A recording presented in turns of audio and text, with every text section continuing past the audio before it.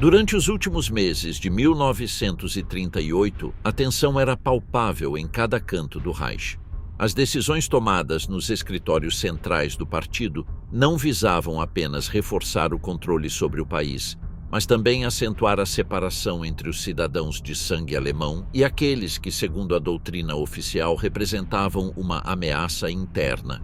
Entre estes últimos, os judeus estavam no centro de todas as atenções, sendo gradualmente transformados em um grupo completamente isolado do restante da população. As medidas adotadas pelo regime durante esse período não nasceram da improvisação, mas de uma série de passos cuidadosamente calculados, cujo objetivo era preparar o terreno para o que viria depois. No início de janeiro de 1939, apenas algumas semanas após a Noite dos Cristais, Hitler fez um discurso diante do Reichstag que não deixou margem de dúvida sobre suas intenções. Embora durante anos tivesse se referido ao problema judeu com frases ambíguas, desta vez o tom mudou drasticamente. Diante de uma plateia entregue, lançou uma advertência que ficaria na história. Se estourasse uma nova guerra mundial, não seriam ele a desaparecer, mas os judeus da Europa.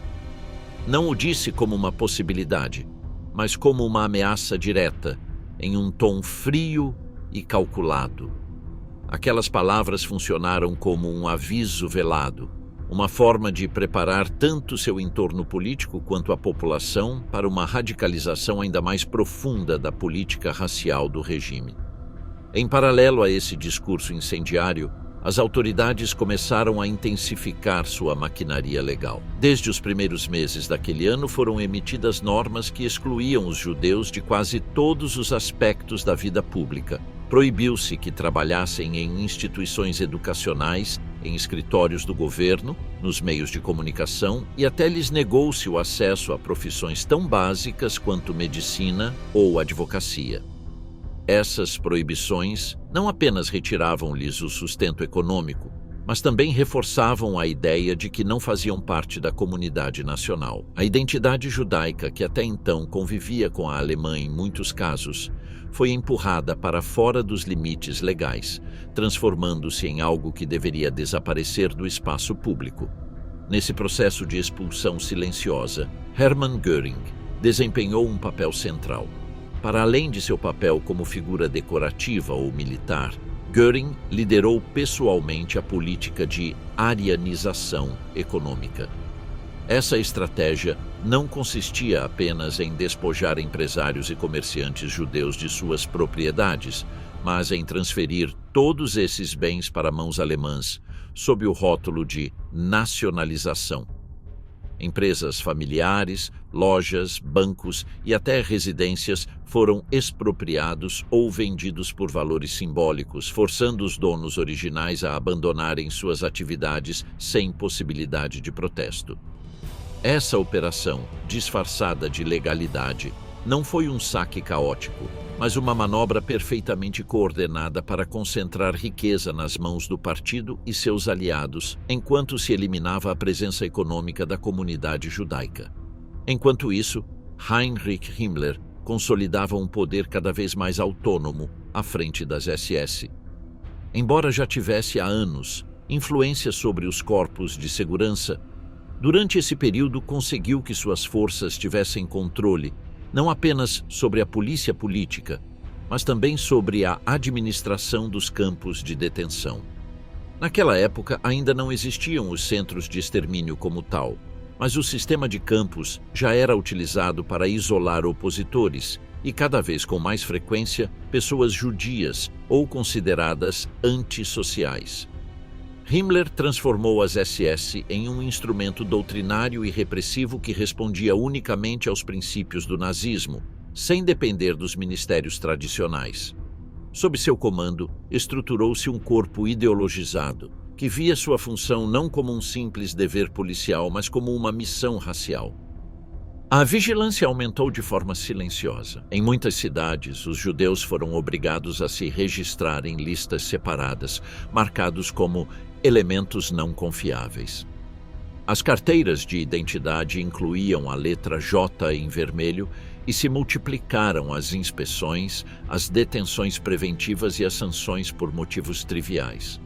Os escritórios do partido distribuíam panfletos, cartazes e manuais que alimentavam a ideia de que o judeu era um inimigo interno.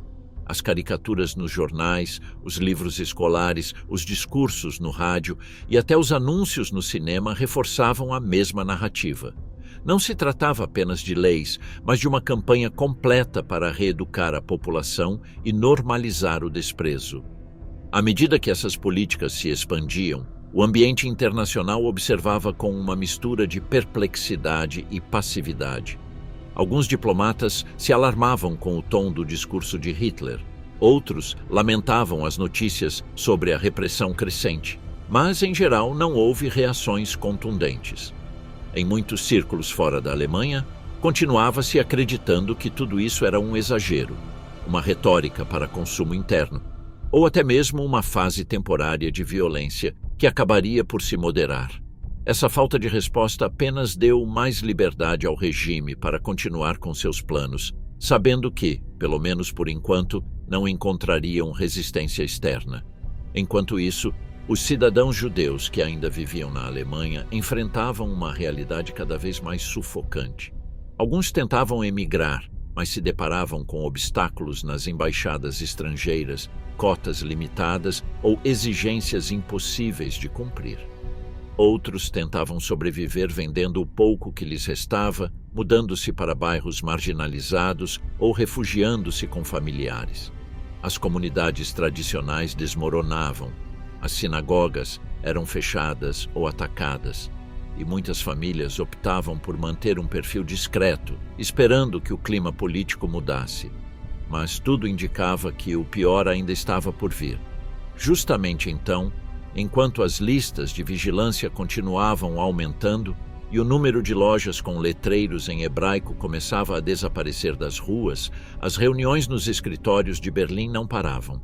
De um lado, os funcionários responsáveis pelos assuntos internos recebiam ordens para atualizar os registros civis, onde cada nome deveria ser marcado de acordo com sua origem. De outro, os responsáveis pela educação enviavam novos manuais para as escolas, onde os personagens ilustrados com narizes pronunciados já ocupavam as margens de cada página. Nos tribunais, os juízes começavam a aplicar com mais frequência as leis que invalidavam casamentos mistos, enquanto nos mercados as inspeções se tornavam mais frequentes e os produtos identificados como não-arianos perdiam seu lugar nas prateleiras. Nos jornais, as caricaturas se repetiam com o mesmo traço grosseiro, sempre mostrando as mesmas figuras deformadas, acompanhadas de advertências e frases insinuantes. Nas rádios locais, as vozes dos locutores do partido liam os mesmos boletins que falavam de segurança, pureza racial e proteção do povo alemão. Nos corredores das delegacias, os oficiais recebiam novas instruções sobre como agir diante de comportamentos indesejados, enquanto em alguns bairros os rumores de futuras deportações começavam a circular em sussurros. Ninguém falava ainda de campos, nem de desaparecimentos, nem de extermínio, mas já não se podia caminhar pelas calçadas sem perceber a mudança de ambiente. Polônia sob domínio nazista. Guetos e fome como armas. Quando as divisões alemãs atravessaram a fronteira polonesa no início de setembro, o mapa político da Europa Central mudou de repente. O que, para a propaganda, se apresentava como uma operação relâmpago para restaurar a ordem se traduziu, na prática, em uma ocupação total. Em poucas semanas, o regime nazista passou a controlar mais de 2 milhões de cidadãos judeus, a maioria concentrada em áreas urbanas e rurais que até então estavam fora do alcance direto das políticas raciais alemãs. Com a queda de Varsóvia e de outras cidades importantes, a estrutura do domínio alemão começou a se estender sobre um território novo e densamente povoado, o que obrigou a administração nazista a improvisar uma série de medidas para classificar, separar e conter essas pessoas.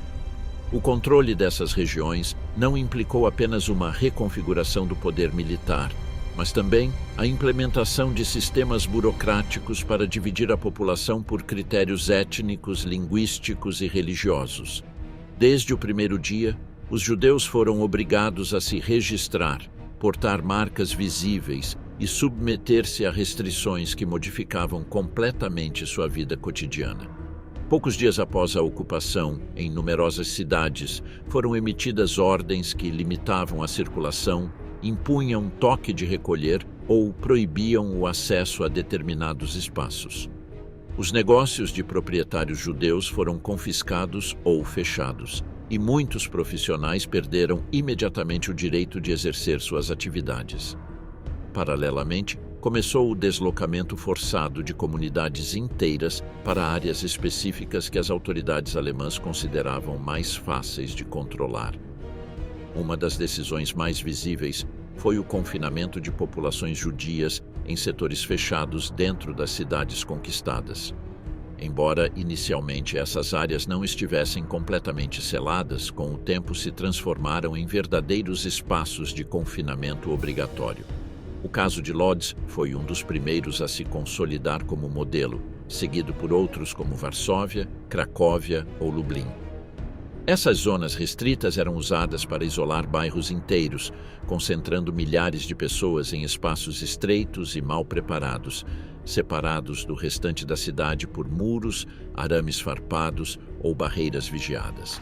O trânsito para dentro e fora era restrito a permissões especiais, e aqueles que tentassem escapar arriscavam ser abatidos pela polícia ou denunciados por colaboradores locais. A densidade dentro desses locais era desproporcional. Em alguns casos, chegava-se a atribuir apenas 1 metro quadrado por pessoa, tornando impossível manter condições mínimas de higiene. As ruas estavam sempre cheias de gente, os apartamentos eram compartilhados por várias famílias e os hospitais improvisados mal conseguiam atender aos casos mais urgentes. A escassez de água potável e alimentos provocou surtos de doenças infecciosas, como tifo e disenteria, que se espalhavam rapidamente entre os mais vulneráveis. As autoridades alemãs não ocultavam essas condições, mas as justificavam como parte de uma política de reorganização. O termo utilizado era reassentamento, uma palavra que aparecia com frequência nos documentos internos e que logo se tornou uma peça central da linguagem administrativa do regime.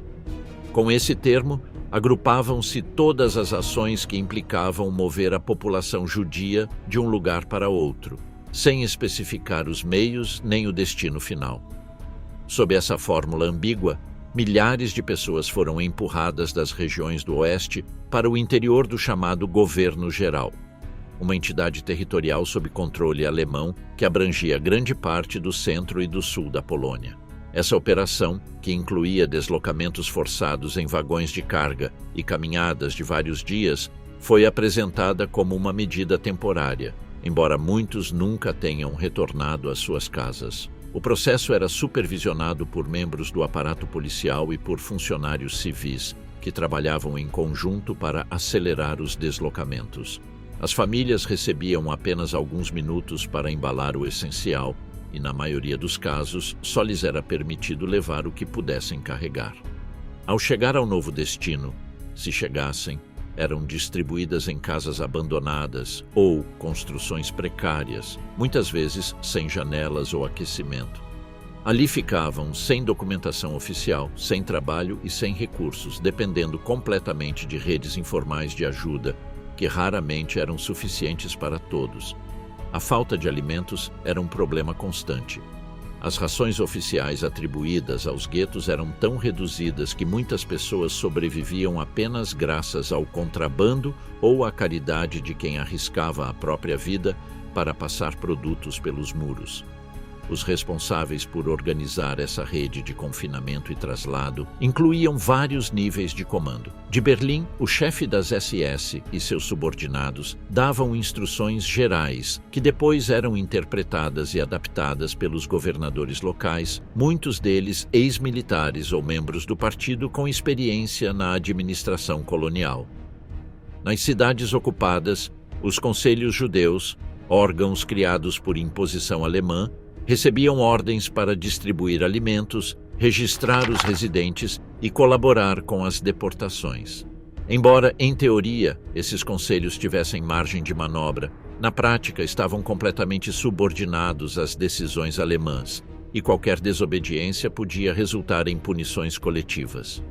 À medida que os meses passavam, a linguagem utilizada nos documentos oficiais começou a mudar. Palavras como controle, regulação ou realocação foram substituídas por termos mais sistemáticos, como solução territorial, coordenação regional ou planejamento centralizado. Embora essas expressões não fossem novas, seu uso contínuo revelava uma intenção de longo prazo. Já não se tratava apenas de conter a população judaica, mas de integrá-la em um projeto mais amplo de reorganização demográfica. Em algumas reuniões internas, começou-se a falar em estabelecer zonas livres de judeus, enquanto outras vozes dentro do regime propunham planos mais ambiciosos de expulsão em massa para territórios remotos. Essas ideias encontraram eco em propostas como o Plano Nisco, uma tentativa inicial de criar uma reserva para judeus em uma região desolada no leste do país. Embora o plano tenha sido abandonado pouco depois por motivos logísticos, revelava que o regime buscava soluções em larga escala. Também se discutiu a possibilidade de deportar milhões de pessoas para lugares tão distantes quanto a ilha de Madagascar. Embora essa opção tenha sido gradualmente descartada à medida que o conflito naval com o Reino Unido impedia qualquer operação de tal magnitude. De qualquer forma, todas essas alternativas compartilhavam um mesmo objetivo: esvaziar a Europa Central da população judaica, independentemente dos meios ou das consequências humanas. Enquanto isso, a vida dentro dos guetos se deteriorava dia após dia. As cenas de crianças sozinhas procurando comida entre os restos, de mulheres compartilhando uma fatia de pão seco ou de corpos empilhados nos cantos já não eram exceções, mas parte da paisagem cotidiana.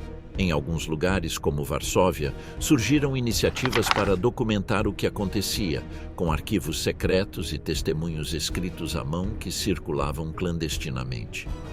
Essas crônicas não buscavam apenas preservar a memória do que estava ocorrendo, mas também alertar o mundo exterior. Embora pouquíssimas conseguissem sair dos muros ou chegar a destinatários com poder de intervenção. Os alemães, por sua vez, mantinham vigilância rigorosa sobre toda a atividade cultural, educativa ou religiosa dentro dos guetos. As escolas foram fechadas, as sinagogas destruídas ou interditadas e os jornais proibidos. Ainda assim, em meio ao isolamento, surgiram formas de resistência silenciosa, como aulas clandestinas, recitais improvisados ou celebrações religiosas em porões escondidos. Nada disso podia mudar a situação geral, mas ajudava a preservar certa dignidade diante de um ambiente cada vez mais hostil. As autoridades alemãs não perseguiam essas expressões menores com a mesma intensidade que outros delitos, mas as reprimiam se tornassem visíveis ou ameaçassem o controle geral. Assim, sem serem executadas diretamente, milhares morreram devido às condições impostas, sem defesa ou registro externo. O que inicialmente se apresentou como uma política de gestão populacional, rapidamente se transformou em um sistema de exclusão permanente. Em apenas um ano, os espaços intermediários entre a vida e a morte tornaram-se tão estreitos que qualquer erro, qualquer doença ou qualquer atraso em receber uma ração de pão podia significar o fim. E ainda assim, para muitos, o pior ainda não havia começado. Heydrich e a burocracia do extermínio. Quando o conflito na Europa se expandiu, a liderança nazista começou a acelerar seus mecanismos internos com o objetivo de aplicar de forma mais sistemática as ideias que já vinham sendo alimentadas há anos por meio de discursos, panfletos e reuniões do partido. A invasão da Polônia não apenas lhes ofereceu novos territórios para administrar, mas também uma oportunidade para reorganizar suas estruturas internas. Foi nesse contexto que Reinhard Heydrich, então subordinado direto de Himmler, assinou uma ordem-chave: a coordenação de uma solução total para o problema judeu nos novos territórios, sob controle alemão.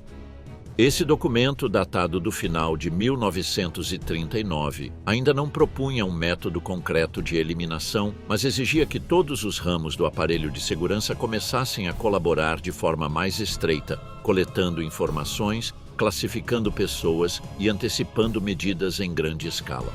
Aquele memorando não foi elaborado de forma improvisada. Nos meses anteriores, os órgãos policiais e de inteligência já funcionavam com certa coordenação, embora de maneira dispersa. A criação formal do RSHA, a Escritório Central de Segurança do Reich, consolidou sob uma única estrutura o trabalho da Polícia Criminal, da Gestapo, do Serviço de Inteligência das SS e dos departamentos responsáveis por elaborar perfis e dossiês.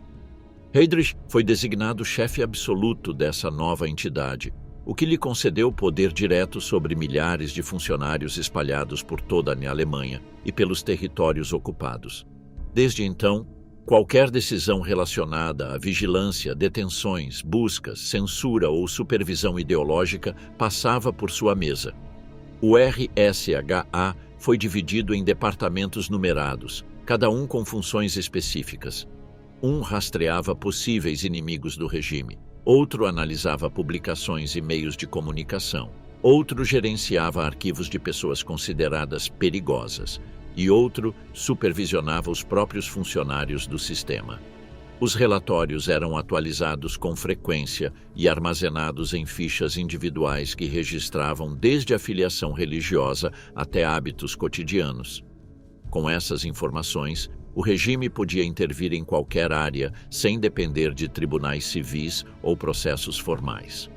As decisões eram tomadas de forma vertical e bastava uma ordem interna para deter, deportar ou vigiar alguém por anos. Em paralelo, Hermann Göring começou a impulsionar uma abordagem que combinava ideologia e economia. Como responsável pelo plano quadrienal, ele tinha a cargo as estratégias para mobilizar os recursos do país de acordo com as prioridades do regime. À medida que se consolidava a ocupação de novas regiões, Göring começou a integrar os princípios raciais nos cálculos econômicos. Sob seu comando, foram traçadas diretrizes para reorganizar comunidades, alocar força de trabalho segundo critérios étnicos e ajustar decisões produtivas aos objetivos ideológicos estabelecidos em Berlim. Esse planejamento não se traduzia apenas em papéis ou decretos, mas também em operações concretas. Göring colaborou com as SS para garantir que a exclusão racial não ficasse limitada ao âmbito simbólico, mas tivesse efeito direto na redistribuição de recursos. As listas de empresas arianizadas cresciam a cada semana, e relatórios internos mostravam como milhares de pessoas eram excluídas de seus ofícios e substituídas por membros do partido ou empresários próximos ao poder.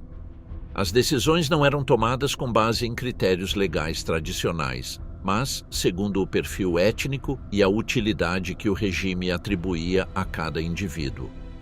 Essa abordagem consolidou um modelo em que o aparato ideológico justificava a apropriação sistemática de bens e o aparato econômico se beneficiava dessa estrutura discriminatória.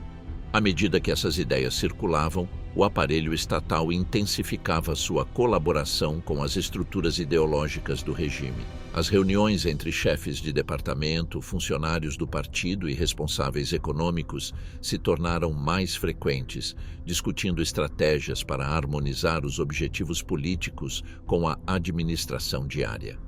Essa coordenação não era abstrata.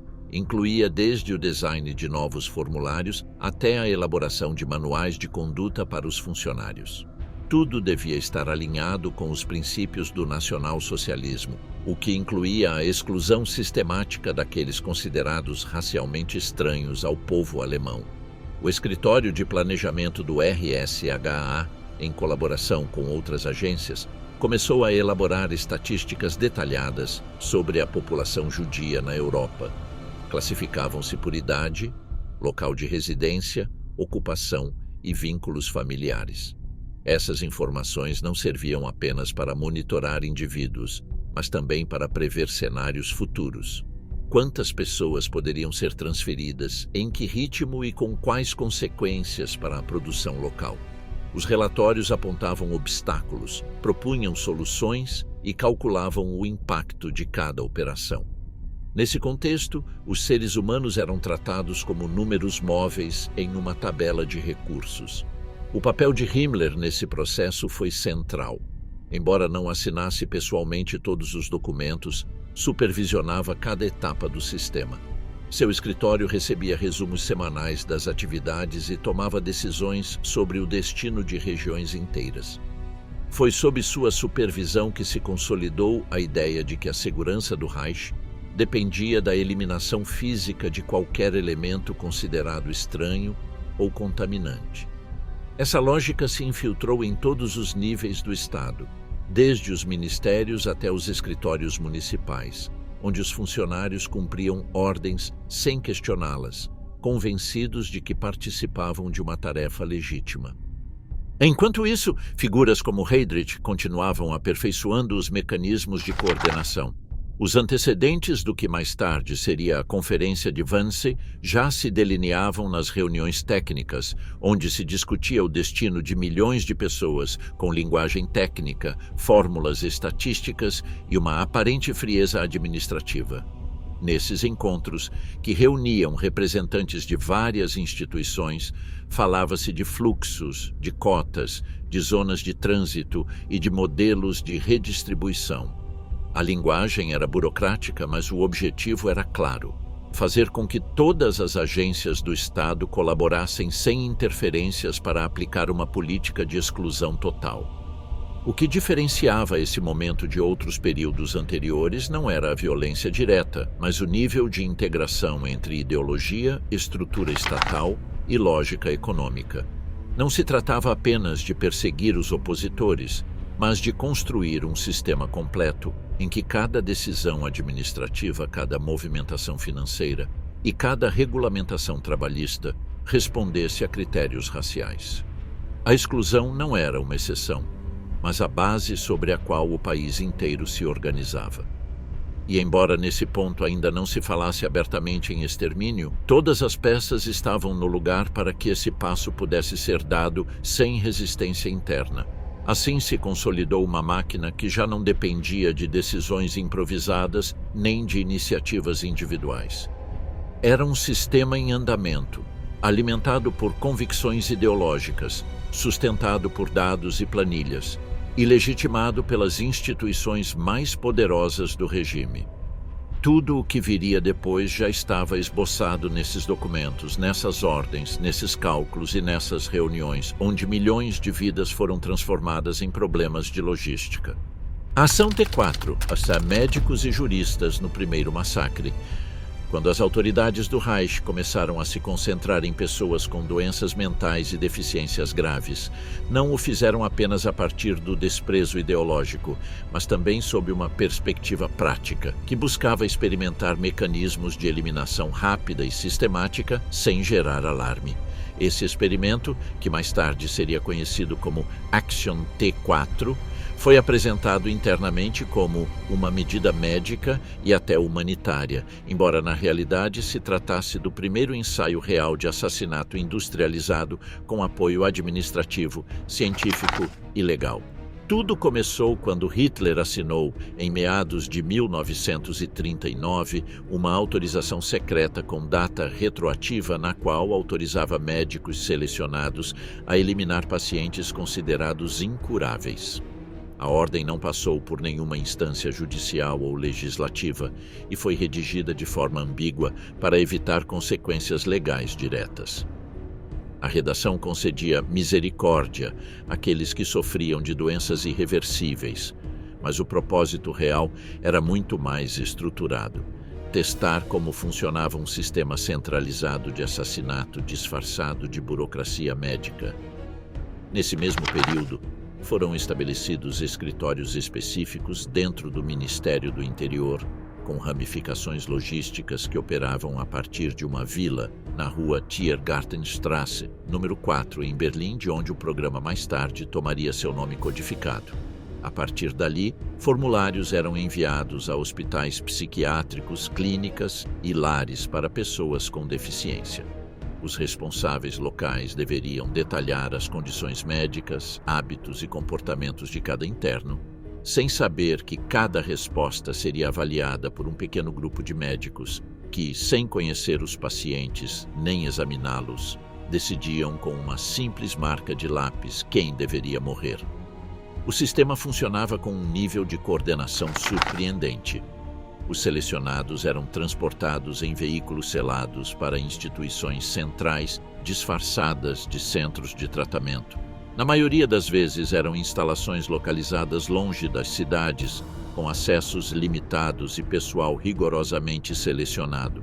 Ao chegar, os pacientes eram separados de suas famílias, despojados de seus pertences e conduzidos a salas que simulavam consultas médicas ou banhos coletivos.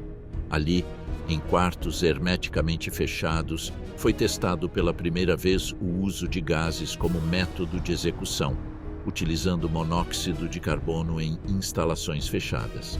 O pessoal responsável por esses assassinatos não era composto por militares ou agentes de segurança, mas por médicos, enfermeiros, motoristas, secretárias e funcionários civis.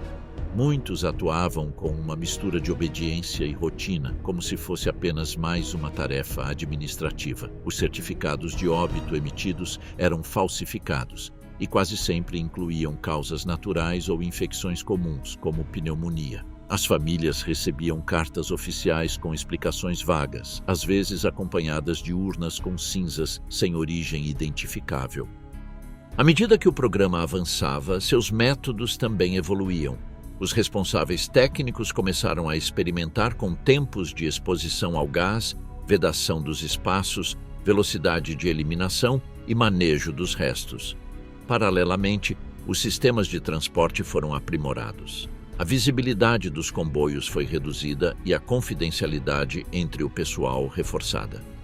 A participação de psiquiatras, assistentes sociais e juristas foi fundamental para manter a aparência de legalidade do processo, enquanto nos porões e prédios atrás das fachadas, milhares de pessoas eram assassinadas simplesmente por não se enquadrarem no modelo racial e funcional que o regime pretendia impor. As instituições usadas como centros de execução incluíam nomes como Hartheim, Hadamar, Sonnenstein, Grafenegg, Bernburg e Brandenburg. Cada uma possuía sua própria equipe, seus próprios procedimentos e, em alguns casos, até crematórios próprios para eliminar os corpos, sem deixar vestígios. Estima-se que, antes de sua suposta suspensão, o programa Action T4 tenha acabado com a vida de cerca de 70 mil pessoas. Os primeiros sinais de oposição não vieram do exterior, nem de organizações internacionais, mas do próprio país. Alguns familiares começaram a suspeitar pelos tempos de resposta, pelas contradições nos relatórios e pelo secretismo dos transportes. Em algumas cidades, padres católicos e protestantes começaram a denunciar dos púlpitos o que estava acontecendo e, em certos casos, chegaram até a organizar protestos locais. O caso mais conhecido foi o do bispo de Münster, Clemens August von Galen, que proferiu sermões públicos contra o assassinato de inocentes e exigiu que se respeitasse o valor de cada vida humana, independentemente de sua condição. Essas pressões, somadas ao temor de uma reação social mais ampla, levaram o governo a anunciar em agosto de 1941 o fim oficial do programa. No entanto, a máquina já estava em funcionamento e os procedimentos estavam demasiadamente aperfeiçoados para serem abandonados por completo. Na realidade, o sistema simplesmente se adaptou, tornando-se mais disperso, mais clandestino e menos centralizado. Em vez de grandes instalações fixas, os métodos foram transferidos para instituições locais, onde médicos e pessoal capacitado continuaram com as execuções sem necessidade de transportar os pacientes. A continuação encoberta dos assassinatos após o fechamento oficial do programa não apenas demonstrou até que ponto o aparato já estava treinado para eliminar em massa, mas também que muitos dos profissionais envolvidos estavam dispostos a continuar executando essas tarefas, mesmo sem cobertura legal. Em clínicas regionais, hospitais psiquiátricos rurais e hospitais municipais, milhares de crianças, adolescentes e adultos com distúrbios físicos ou cognitivos continuaram sendo alvo de injeções letais, overdoses de sedativos ou simples negações de alimentação básica. Não eram necessárias instalações sofisticadas, apenas a decisão de um médico, o silêncio de uma enfermeira e a invisibilidade das vítimas. Alguns dos caminhões usados durante os anos mais ativos do programa reapareceram em contextos diferentes, adaptados para cumprir a mesma função letal com recursos mínimos. No mesmo local eram realizadas as execuções, e o corpo sem vida era retirado rapidamente, incinerado ou enterrado em valas discretas. Vários dos especialistas técnicos que participaram do desenho dessas práticas passaram a ocupar cargos relevantes em outros projetos do regime. Engenheiros, médicos e coordenadores logísticos foram reassignados, levando sua experiência em assassinatos silenciosos para novas fases da perseguição racial. Seus conhecimentos em construção de câmaras, manejo de fluxos humanos, documentação falsificada e destruição de evidências se tornariam em breve ferramentas-chave de outro sistema mais vasto. Alguns nomes apareceram depois em registros ligados à criação de instalações especiais no leste da Europa. Embora o T4 nunca tenha sido conhecido publicamente por esse nome durante sua operação, nos arquivos internos já se falava dele como um projeto que havia testado com sucesso não apenas métodos de eliminação física, mas também a capacidade de coordenação entre múltiplas agências, desde o Ministério do Interior até os departamentos de saúde, passando por transportes, administração local e pessoal médico. O número de pessoas envolvidas na cadeia era tão grande que a impunidade só podia ser mantida por meio de uma estrutura hierárquica extremamente disciplinada, na qual cada ator conhecia sua função sem necessidade de receber ordens explícitas. Um dos aspectos mais inquietantes foi a maneira como hospitais e centros psiquiátricos aprenderam a operar em paralelo com essa lógica de morte. Em alguns casos, os formulários de admissão já pré-selecionavam de forma encoberta aqueles que seriam tratados de maneira diferente, conforme seu diagnóstico ou seu sobrenome. Alguns médicos adquiriram o hábito de avaliar se um paciente merecia continuar vivendo, não apenas por seu estado clínico, mas por critérios vagos, como seu grau de sociabilidade, seus hábitos alimentares ou até mesmo o nível de angústia que gerava na equipe. As consequências psicológicas sobre alguns trabalhadores foram documentadas mais tarde em entrevistas, cartas ou interrogatórios. Nem todos assumiram com naturalidade seu papel dentro do mecanismo. Alguns enfermeiros pediram transferência, outros abandonaram sem explicação. Um pequeno número tentou alertar seus superiores ou instituições religiosas, mas quase todas as tentativas foram bloqueadas pelo medo, pelo controle interno ou pela indiferença. Em geral, a norma era o silêncio, a rotina disfarçada de normalidade e a obediência às decisões tomadas lá em cima. O caso das crianças merece uma menção à parte. Dezenas de centros pediátricos foram convertidos em espaços onde se realizavam exames falsos, acompanhamentos inventados e, finalmente, a supressão sistemática de menores com deficiências físicas ou mentais.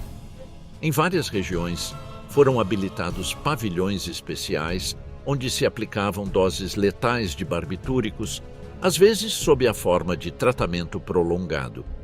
Os prontuários eram manipulados antes de serem arquivados, de modo que nenhum dado revelasse o que realmente havia acontecido.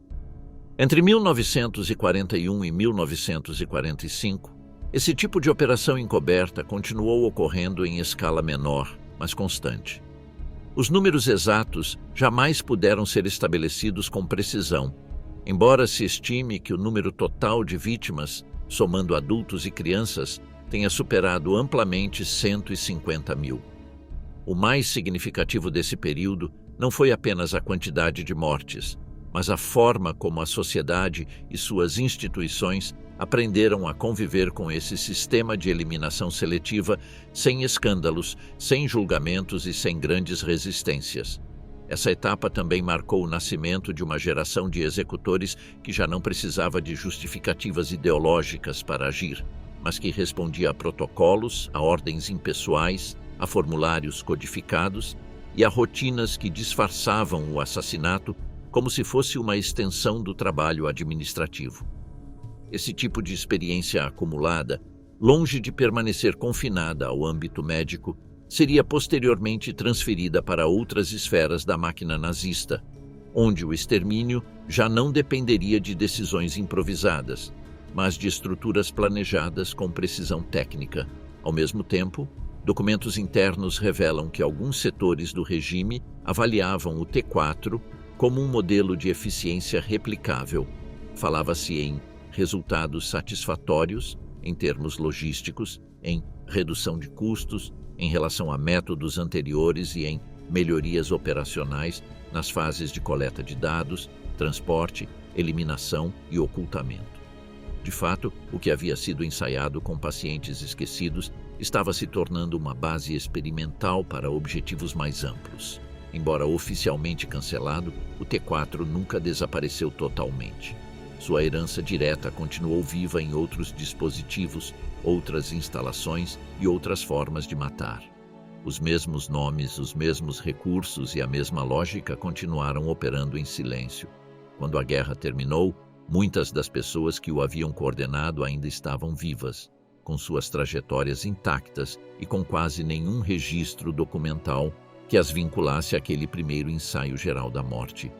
Do fracasso de Madagascar aos fuzilamentos em massa, o plano de enviar todos os judeus europeus para fora do continente ainda estava vigente no início de 1941.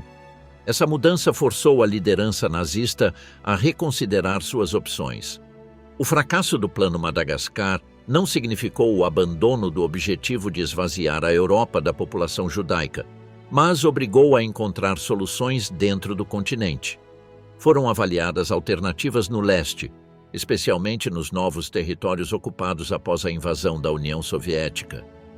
Ali, os oficiais das SS e os especialistas do aparato de segurança já estavam preparando o terreno para implementar métodos diretos de eliminação.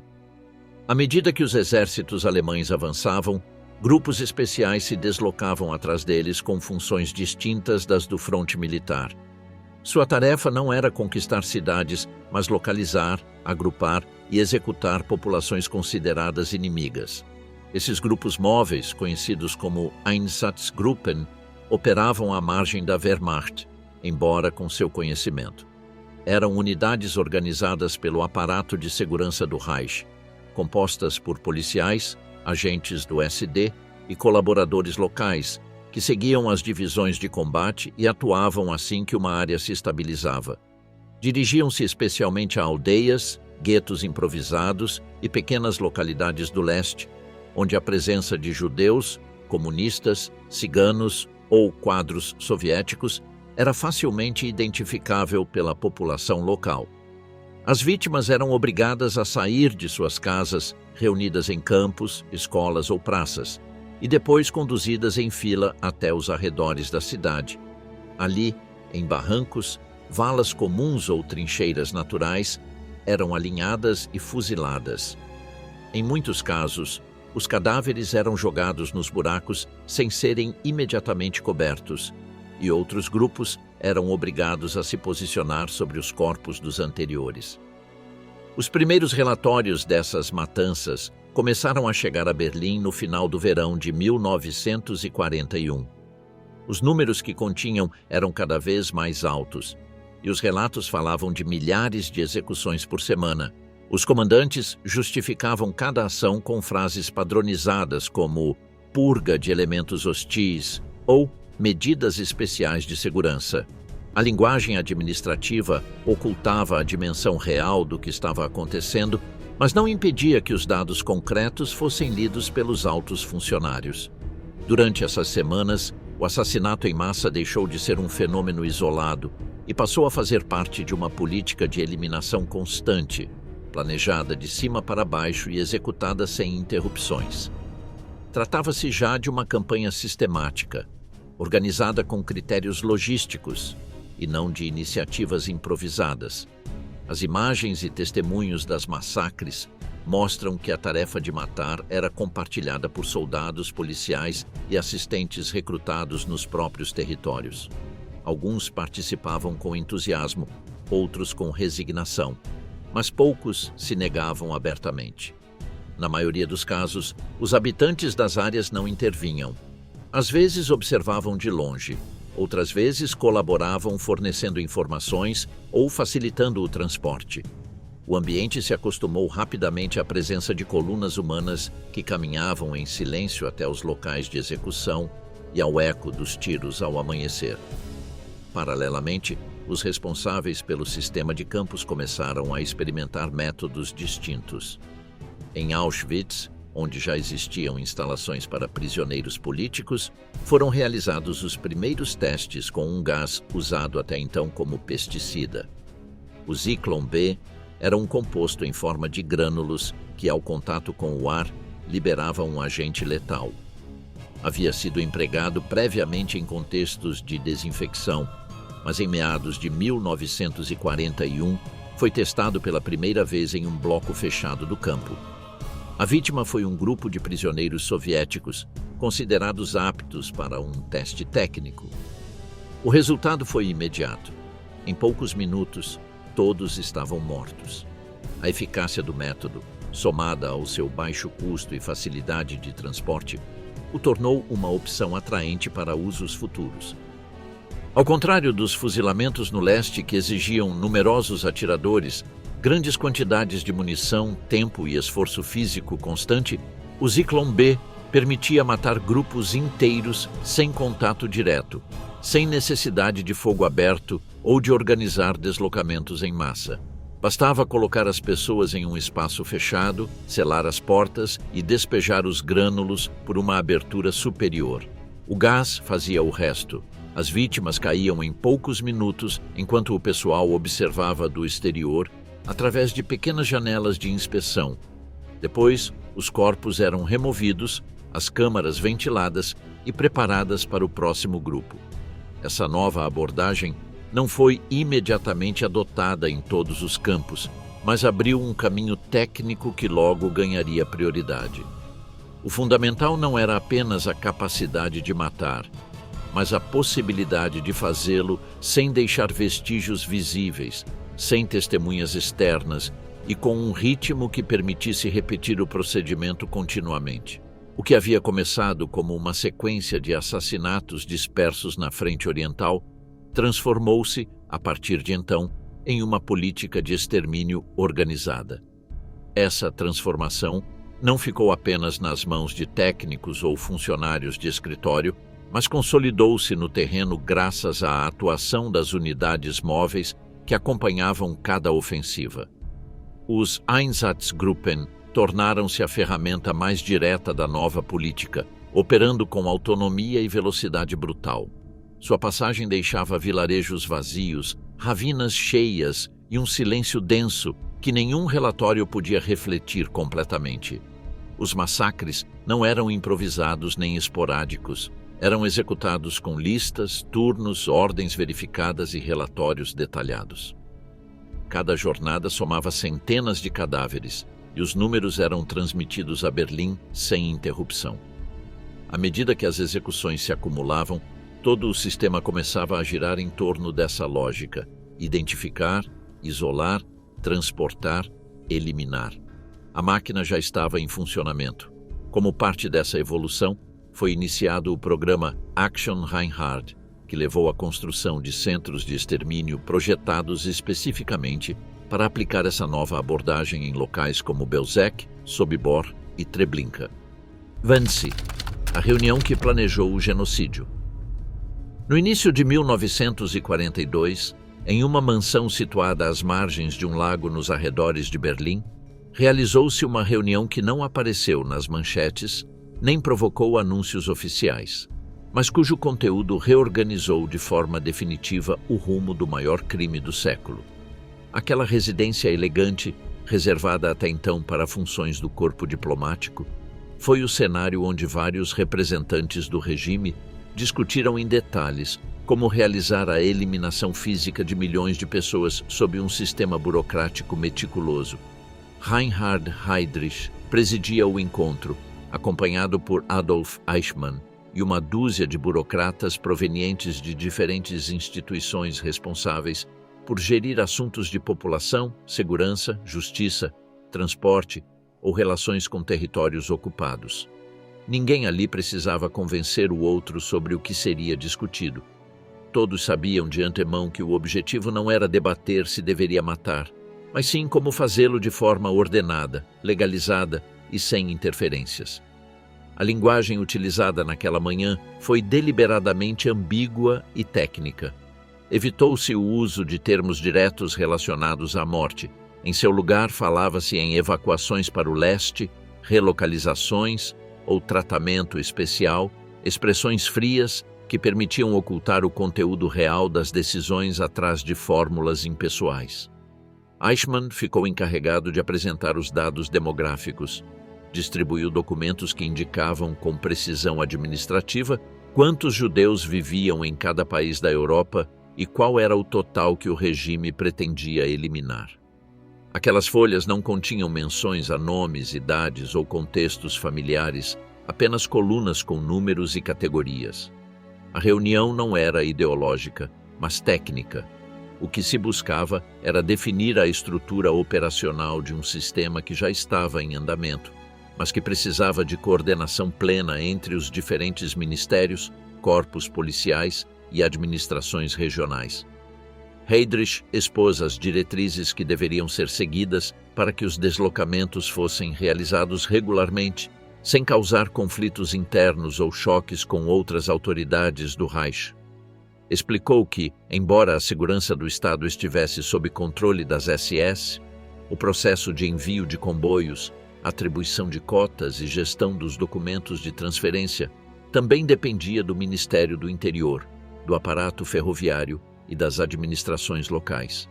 Por isso, cada um dos presentes deveria comprometer-se a facilitar esses movimentos, evitando entraves legais ou burocráticos.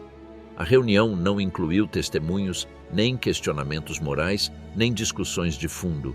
Apenas foram ajustadas datas, rotas e competências, como se tratasse de uma operação logística de rotina. A partir desse momento, a eliminação de comunidades inteiras deixou de ser uma série de decisões improvisadas ou locais, tornando-se uma política central com normas, calendários e cotas específicas. Eichmann ficou encarregado de centralizar o recebimento de todos os relatórios sobre chegadas, partidas, atrasos ou incidentes. As primeiras listas de pessoas selecionadas começaram a chegar da Eslováquia, dos Países Baixos e do Protetorado da Boêmia, onde os conselhos judeus eram obrigados a entregar os nomes seguindo os parâmetros estabelecidos pelas SS. Paralelamente, os trens começaram a operar por novas rotas, com vagões designados e horários incluídos no sistema regular da ferrovia. Para evitar incômodos à população alemã ou alterar outras atividades, muitas dessas operações foram programadas durante a noite ou em regiões pouco movimentadas. Os homens que participaram daquela reunião não retornaram com instruções escritas, mas com compromissos verbais suficientes para respaldar as ações futuras. Eichmann ficou encarregado de redigir um resumo que posteriormente foi revisado e editado para reduzir ainda mais qualquer menção que pudesse ser interpretada como evidência direta de assassinato. O documento final omitia deliberadamente detalhes, embora todos soubessem que o que ali se definia era a estrutura funcional do extermínio. A linguagem usada não apenas ocultava a realidade, mas criava um sistema em que os responsáveis podiam se sentir afastados do crime. ao não verem diretamente as mortes, nem utilizarem palavras associadas a elas. Podiam se convencer de que simplesmente cumpriam funções administrativas. Em muitos escritórios do Reich, o que ocorreu naquela reunião não foi entendido como uma mudança profunda, mas como uma formalização de práticas que já estavam sendo aplicadas nos territórios do leste. A diferença estava na escala e na regularidade. A partir de então, era exigido que cada movimento, cada lista e cada comboio se ajustasse a um esquema comum que permitisse manter o controle sobre os fluxos humanos, os horários de chegada e o destino final de cada grupo. Essa necessidade de controle absoluto levou à criação de unidades especializadas em estatísticas, relatórios e arquivamento de dados, que começaram a funcionar com a mesma precisão de qualquer outra parte do aparelho estatal. Heydrich utilizou sua autoridade para garantir que nenhum órgão do regime pudesse questionar os procedimentos. Se surgissem conflitos entre a polícia, os governadores civis ou as autoridades militares, eles eram resolvidos diretamente em Berlim. Eichmann coordenava com os ferrovias alemãs os horários, preços e necessidades logísticas, como o número de vagões ou o consumo de carvão. Todos esses detalhes eram tratados com a mesma naturalidade como se falasse do transporte de mercadorias comuns.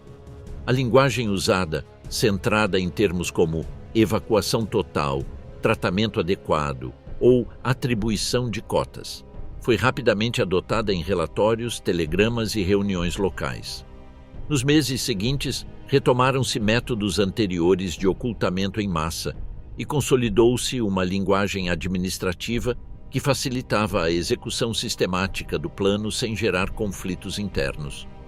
A vila de Wannsee não voltou a ser usada para encontros semelhantes, mas o que foi decidido lá ficou fixado como base do modelo posterior.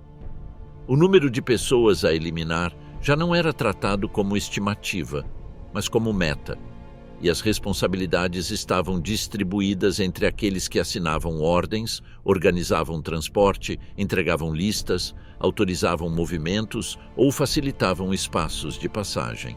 Embora ninguém presente apertasse um gatilho nem manejasse gás venenoso, todos faziam parte necessária de uma cadeia que funcionava com eficiência justamente porque cada elo sabia o que devia fazer e não precisava de explicações adicionais. O fato de Heydrich ter conseguido reunir representantes de todos os setores envolvidos e obter deles compromissos sem oposição marcou um ponto de inflexão no desenvolvimento da máquina assassina. Desde então, a morte deixou de ser consequência da guerra ou uma série de decisões dispersas, transformando-se em uma operação organizada, planejada com calendário, cotas por país e soluções logísticas para cada contingência. Embora os campos para onde aqueles trens se dirigiriam ainda não estivessem totalmente operacionais, a rede que os alimentaria já estava traçada em documentos, esquemas e listas de espera. Aquele encontro foi breve, mas suficiente para que a solução final deixasse de ser um projeto disperso e se tornasse uma política de Estado completamente estruturada. Operação 1005 – Apagar as evidências. Após um ano de funcionamento contínuo, os centros de extermínio construídos a leste do governo geral haviam cumprido a função atribuída pelos escritórios centrais. As instalações em Belzec, Sobibor e Treblinka foram desativadas e seladas de forma definitiva, e o que não podia ser desmontado foi enterrado ou destruído com máquinas, enquanto uma operação paralela, muito mais meticulosa, se estendia por diversas regiões sob controle alemão. Essa tarefa recebia o nome interno de Operação 105 e havia começado em silêncio, sem anúncios nem comunicados. O objetivo era um só: eliminar qualquer vestígio físico que pudesse servir como evidência dos crimes em massa executados nos anos anteriores. Nesse contexto, restos humanos foram exumados aos milhares em dezenas de localidades, para depois serem queimados a céu aberto por métodos rústicos, projetados com os recursos disponíveis no entorno. Aqueles responsáveis por remover os corpos, alimentar as chamas ou triturar os fragmentos eram quase sempre prisioneiros retirados de campos vizinhos, que trabalhavam sob vigilância armada e sem qualquer garantia de sobrevivência. Esses restos não eram transportados nem escondidos de forma organizada. O importante era fazê-los desaparecer, independentemente do método, da fumaça ou do odor. Em algumas áreas, as valas já eram conhecidas por vizinhos ou por trabalhadores forçados, o que acelerou a chegada de esquadrões especializados que atuavam rapidamente e sob coordenação direta das SS. Ao contrário dos transportes anteriores, que haviam sido realizados com registros detalhados e listas nominais, essas tarefas não apareciam nos documentos oficiais de transporte, nem eram mencionadas nos relatórios regulares das unidades. Em muitos casos, os restos já estavam sob terra há meses ou anos, e as condições do terreno tornavam o trabalho ainda mais complexo. Em outros, os enterros eram superficiais ou improvisados, exigindo um esforço ainda maior para evitar rastros visíveis. Em cada local intervindo, o procedimento se repetia. Cercava-se o perímetro, designavam-se prisioneiros vigiados por soldados armados e iniciava-se o trabalho de remoção e queima. Os fragmentos ósseos resultantes eram triturados com ferramentas agrícolas ou martelos e espalhados em novas valas ou lançados em rios próximos, enquanto os poucos sobreviventes testemunhas eram executados ou enviados para outros destinos.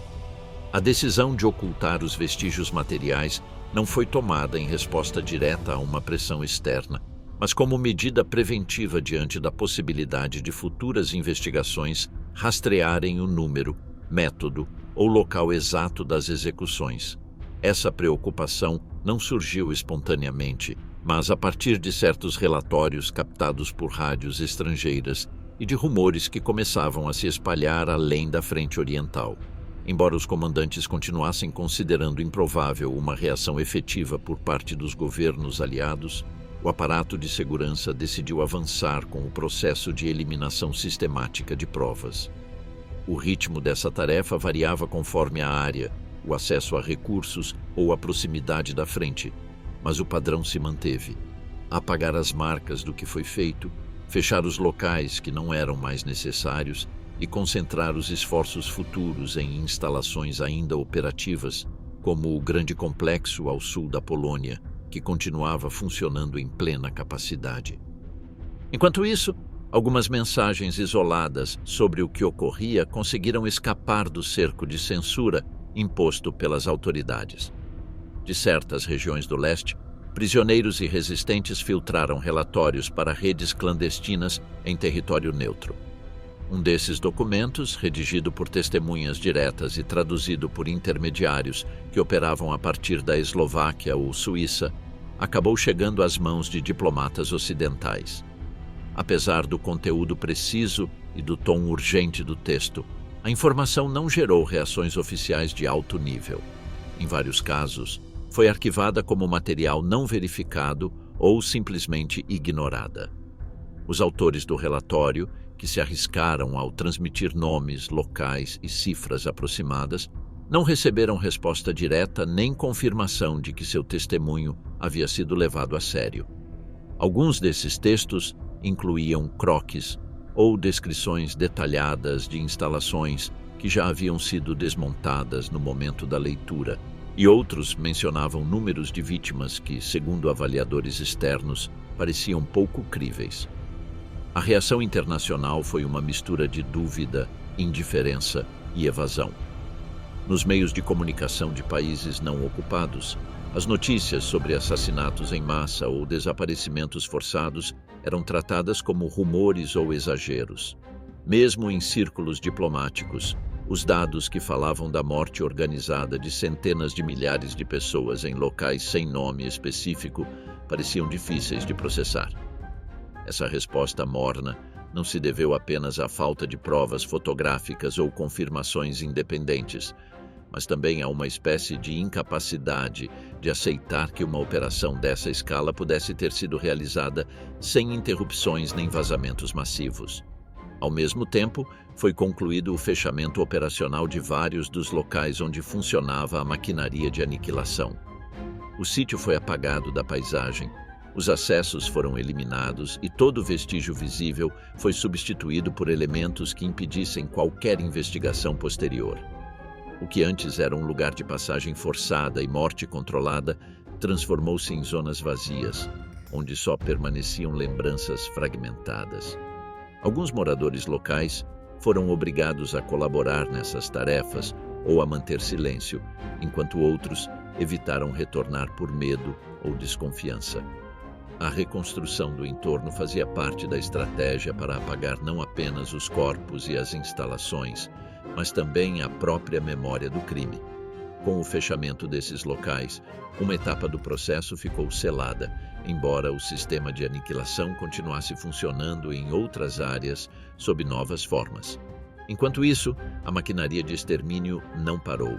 Em vez de ser suspensa, as operações foram redirecionadas para o grande complexo que ainda mantinha a atividade intensa, onde os procedimentos foram adaptados, mas a lógica subjacente permanecia intacta. As rotas foram ajustadas, os objetivos mudaram de nome, e as vítimas chegavam de outras regiões com as mesmas promessas falsas, os mesmos documentos selados e o mesmo destino final. O ritmo continuava alto, embora a atenção se deslocasse pouco a pouco para outras prioridades militares. Dentro desse movimento, o essencial era manter a continuidade sem deixar rastros visíveis. A operação de ocultamento não foi uma exceção nem uma resposta improvisada, mas um passo planejado dentro de uma sequência mais ampla, onde cada etapa devia ser cumprida sem deixar sinais para o futuro. Os poucos registros escritos que sobreviveram à destruição sistemática eram fragmentários e nem sempre fáceis de interpretar, mas bastaram para reconstruir o propósito dessa fase. Relatórios internos, ordens indiretas e comentários cruzados entre escritórios permitiram compreender que a eliminação de provas havia sido uma prioridade temporária e não uma simples consequência do recuo militar. Nesse período, o número exato de corpos exumados, incinerados e dispersos jamais foi registrado oficialmente. O que ficou claro foi a intenção deliberada de impedir que esses restos pudessem algum dia ser examinados ou utilizados como prova. Apesar da magnitude do que foi feito, quase não restaram elementos físicos que pudessem falar por si mesmos. Apenas alguns poucos testemunhos, fragmentos de documentos não destruídos e fotografias tiradas à sombra resistiram à tentativa de silêncio total. Marchas da Morte e a libertação dos campos. Quando as frentes começaram a ceder e o avanço militar dos soviéticos pelo leste coincidiu com a chegada das forças aliadas pelo oeste, as autoridades responsáveis pelos campos receberam instruções concretas: transferir os prisioneiros para longe do perigo, impedir qualquer contato com o inimigo e evitar que ficassem testemunhas vivas. Nesse contexto, milhares de pessoas foram obrigadas a caminhar durante dias inteiros, em grupos dispersos, sob condições climáticas extremas e sem alimentos suficientes, seguindo rotas pouco visíveis, muitas vezes atravessando florestas, estradas rurais ou linhas ferroviárias abandonadas. Essas marchas não eram simples deslocamentos, eram evacuações forçadas sem destino claro, em que o objetivo principal era afastar os detentos antes que o inimigo encontrasse os locais ainda ativos. Muitas dessas caminhadas foram organizadas sem planejamento preciso, com trajetos que mudavam no caminho, enquanto os guardas continuavam executando aqueles que não podiam prosseguir ou se desviavam do grupo. Em algumas regiões, os transportes foram feitos por trens abertos ou vagões de carga, mas ao chegarem a certas estações destruídas ou linhas bloqueadas, os comboios eram abandonados e os prisioneiros obrigados a continuar a pé. As filas se estendiam por quilômetros, avançavam pelo lamaçal ou pela neve, e a cada curva havia corpos não enterrados caídos pelo cansaço, pelo frio ou pelos tiros. Em alguns casos, nem se tratava de prisioneiros ativos em campos. Eram pessoas detidas em operações anteriores, deportadas em trânsito ou grupos trazidos de outras regiões que não sabiam para onde iam nem por que estavam sendo transferidos. Os oficiais, longe de garantir proteção, mantinham a ameaça constante de punição imediata e muitos acompanhantes morreram sem nunca chegar ao suposto destino. Naquelas semanas, a morte deixou de estar associada a um lugar fixo e começou a ocorrer nos caminhos, no meio do deslocamento, sem necessidade de instalações nem câmaras. Durante essas retiradas, várias colunas foram interceptadas pela rapidez do avanço inimigo ou se dispersaram ao perder contato com os comandos. Nesses casos, os responsáveis optavam por abandonar os prisioneiros, executá-los em valas improvisadas ou simplesmente deixá-los presos em edifícios rurais, fábricas vazias ou túneis ferroviários sem água nem comida. Em algumas cidades pequenas, os sobreviventes foram jogados em pátios sem vigilância ou morreram asfixiados dentro de vagões lacrados. Outros conseguiram escapar, misturar-se à população ou se refugiar em casas isoladas, embora nem todos fossem recebidos ou ajudados. Quando as tropas soviéticas cruzaram os limites do complexo, não houve troca de tiros nem defesas ativas. Os últimos guardas haviam fugido dias antes. Em vez de combates, ocorreu uma pausa silenciosa enquanto os soldados percorriam os espaços internos. A cena não impactou apenas pelo que se via, mas pelo que não havia. Nem explicações, nem resistência, nem vestígios claros do controle anterior. O que ficou registrado nos primeiros minutos não foi apenas uma acumulação de corpos, mas o espanto das testemunhas que não encontravam palavras para o que viam. Em seus relatórios e depoimentos, predominava a dificuldade de descrever aquilo de forma compreensível. Mais do que uma cena estática, aquilo se tornou um ponto de ruptura. Já não eram rumores nem relatos indiretos, mas uma experiência direta que alterou até mesmo a forma como esses soldados falariam sobre a guerra dali em diante. Em outros pontos do mapa, cenas semelhantes começaram a se multiplicar. Tropas britânicas entraram em um dos centros onde a mortalidade por doenças, fome e superlotação havia atingido níveis difíceis de descrever. O que encontraram não foi um campo em funcionamento, nem um local de execução direta, mas uma extensão coberta de corpos não identificados, com edifícios desabados e sobreviventes que mal reconheciam onde estavam. A maioria dos responsáveis havia fugido, mas alguns foram capturados nas proximidades, disfarçados ou tentando escapar entre os vizinhos.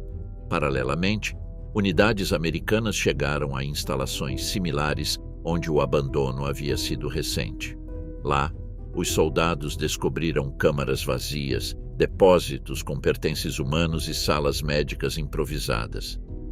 O estado físico e mental dos prisioneiros resgatados deixou uma impressão duradoura nas testemunhas, muitas das quais declararam sentir que aquilo não se parecia com nada que tivessem visto antes. Ao contrário de etapas anteriores, desta vez as câmeras estavam prontas. Fotógrafos militares, correspondentes de guerra e cinegrafistas de unidades aliadas registraram com detalhes o que viam. As imagens foram enviadas aos centros de imprensa, divulgadas em boletins e projetadas em noticiários. Algumas mostravam filas de cadáveres organizados para serem enterrados. Outras focalizavam os rostos daqueles que ainda respiravam em meio à sujeira e às doenças. Também houve registros de soldados obrigando antigos guardas a carregar os corpos ou a cavar valas comuns, enquanto jornalistas narravam o que viam com voz trêmula. Mesmo com esse nível de exposição direta, não houve uma reação imediata. Não se tratava de relatos indiretos nem de documentos vazados, mas de provas visuais colhidas no local, com nomes, datas e localização concreta. Essas fotografias e gravações se tornaram um dos primeiros elementos tangíveis que corroboravam os rumores que muitos haviam considerado exagerados ou infundados. A divulgação foi progressiva, mas constante. Em poucos dias, publicações impressas começaram a incluir capturas do que havia sido encontrado, e emissoras de rádio incorporaram breves testemunhos de testemunhas ou soldados. Os jornais falaram de campos de morte, de condições desumanas e de estruturas destinadas ao confinamento e ao desgaste físico de milhares de pessoas.